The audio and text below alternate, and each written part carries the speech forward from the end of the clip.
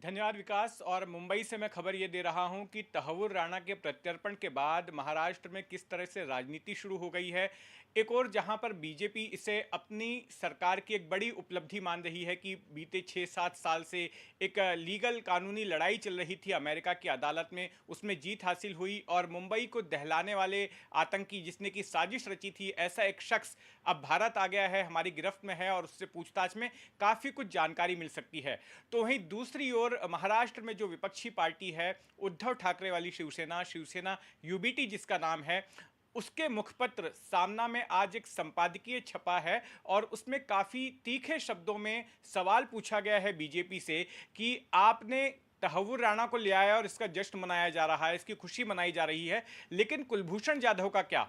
कुलभूषण जाधव को कब लाया जाएगा? इस बात की कोई जानकारी नहीं है कि कुलभूषण जाधव इस वक्त किस हाल में है।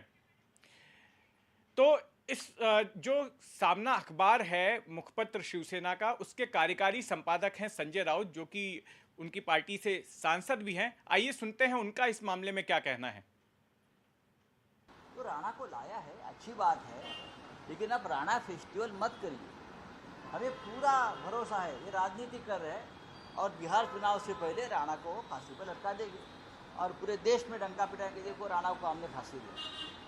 अरे भाई, कुछ राष्ट्रहित की बातें होती है, सुरक्षा की बात होती है, गंभीरता से लेना।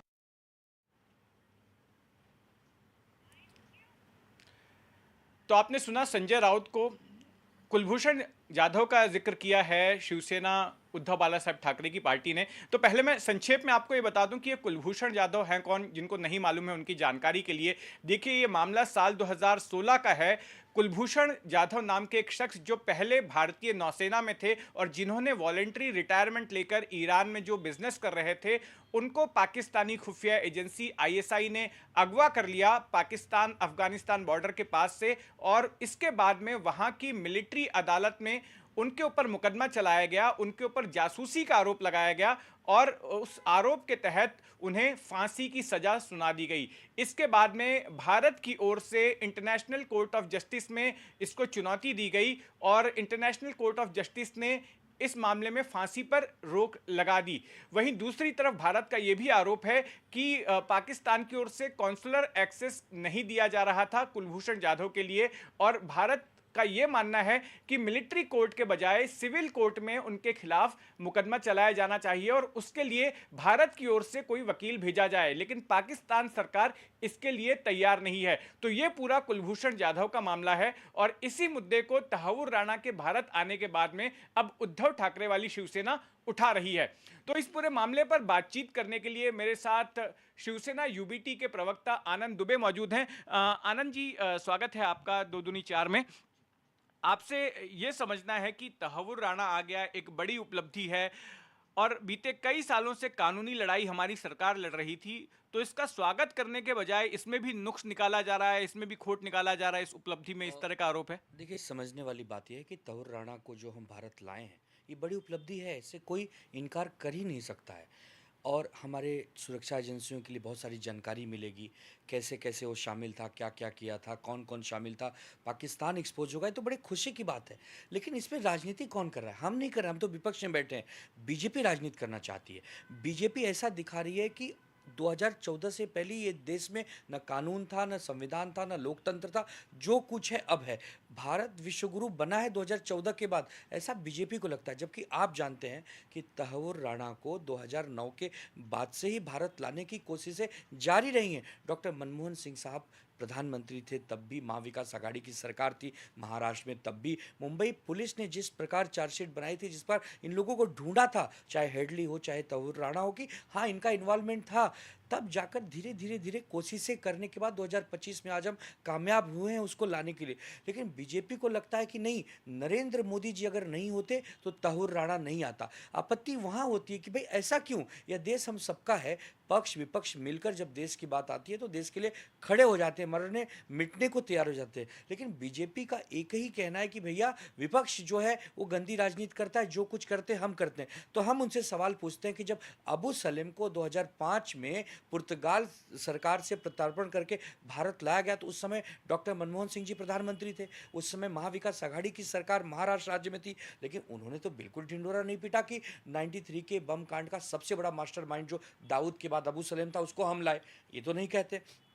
बहुत सारी चीज़ों पे अब आप सोचिए कि कसाब को हमारी सरकार, मतलब उस समय की कांग्रेस के नेतृत्व की सरकार ने फांसी दिलाई थी। कहीं ऐसा कुछ नहीं हम लोग करते। हम तो ये कहते हैं कि जितने भी, अब जैसे तहुर राणा है, इसको एनआई ने आज ले लिया है अपने गिरफ्त में, पूछताछ करेगी, 18 दिन की रिमांड भी मिली है। इससे जितनी खुफिया जानकारी लेनी है, लेने के बाद इसको सरेआम फांसी दे देना चाहिए, जो एक प्रक्रिया है हमारी। मतलब कांग्रेस की सरकार के समय अफजल गुरु को फांसी हुई, कांग्रेस की सरकार के अंतर्गत ही कसाब को फांसी हुई, लेकिन कभी कांग्रेस ने राजनीतिकरण करने का काम नहीं किया। लेकिन बीजेपी हर चीज़ में, अगर बीजेपी को लगता है कि वो विदेश में छुपे हुए आतंकवादियों को या सरगना को या कुख्यात माफियाओं को पकड़ कर लाती है, तो आप बताइए, मेहुल चौकसी, नीरव मोदी, ललित मोदी, इन पे भी करोड़ों रुपए लेकर भागने का आरोप है, इनको पकड़ कर नहीं ला पा रही। कुलभूषण जाधव जी पिछले 2016 से जेल में बंद हैं। सरकारें कोशिश करनी चाहिए जिस प्रकार की नहीं कर पा रही। हाँ, यहीं पर मेरा सवाल है। देखिए, ये बात सही है कि 2009 में मामला दर्ज किया गया तहूर राणा के खिलाफ, और ये प्रक्रिया तब से शुरू हो गई। जो कांग्रेस की सरकार थी, यूपीए की सरकार थी, उसकी ओर से भी प्रयास जारी थे, ये बात बिल्कुल सही है। लेकिन कुलभूषण जाधव की तहूर राणा से तुलना कितना सही है? देखिए, तहूर राणा एक आतंकी था जिसने मुंबई को दहलाया, और वो एक ऐसी कंट्री में था जिसके कि इंडिया के साथ में फ्रेंडली रिलेशन है। दूसरी तरफ कुलभूषण जाधव हमारा एक पूर्व नौसैनिक है जो कि पाकिस्तान की जेल में फंसा हुआ है, वो कोई आतंकी नहीं। दोनों के मामले बिल्कुल अलग अलग हैं, तो इन दोनों की तुलना क्यों की जा रही है और दोनों को जोड़ा क्यों जा रहा है? वही समझाना चाह रहा हूँ कि दोनों को जोड़ने का प्रश्न नहीं है, दोनों ही इंसान हैं। एक तहूर राणा है, वो आतंकवादी है, एक कुलभूषण जाधव जो हमारे देश के नागरिक हैं, उनको जबरदस्ती पाकिस्तान ने जेल में रखा है। तो हम सिर्फ ये कह रहे हैं कि अगर तहूर राणा एक आतंकवादी, उसको आप पकड़ कर लाए हैं, उसको सजा तो हमारी सरकार देगी। लेकिन आप जिस प्रकार ये कह रहे हैं कि अगर नरेंद्र मोदी जी नहीं होते तो तहूर राणा को नहीं लाया जा सकता, ये कौन सी बात हो गई भाई?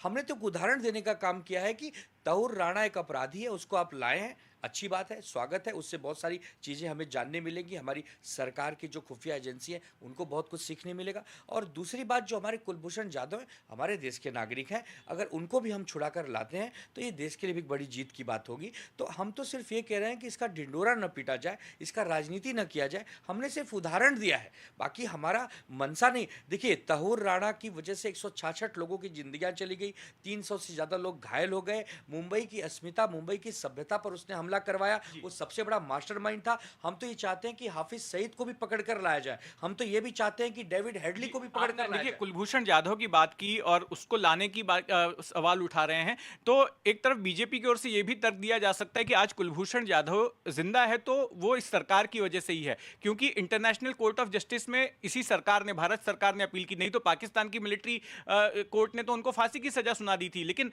वो फांसी की सजा रुकी इस वजह से क्योंकि हमारी सरकार ने इंटरनेशनल कोर्ट ऑफ जस्टिस का दरवाजा खटखटाया और वहां से स्टे मिला। अब यही आप आ गए एकदम सही जगह पर।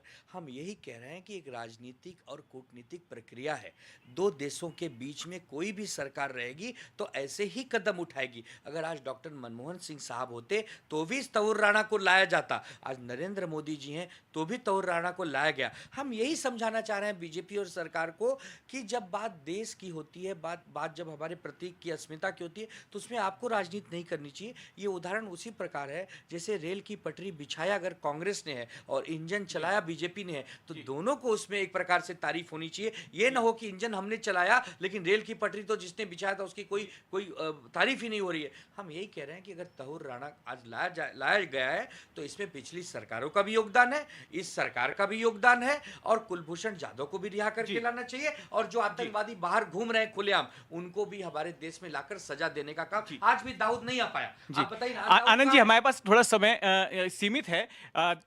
जो बात रखी है आनंद दुबे जी ने, उनका कहना है कि तहूर राणा को जिस तरह से लाया गया बाकी के आतंकियों को भी लाना चाहिए।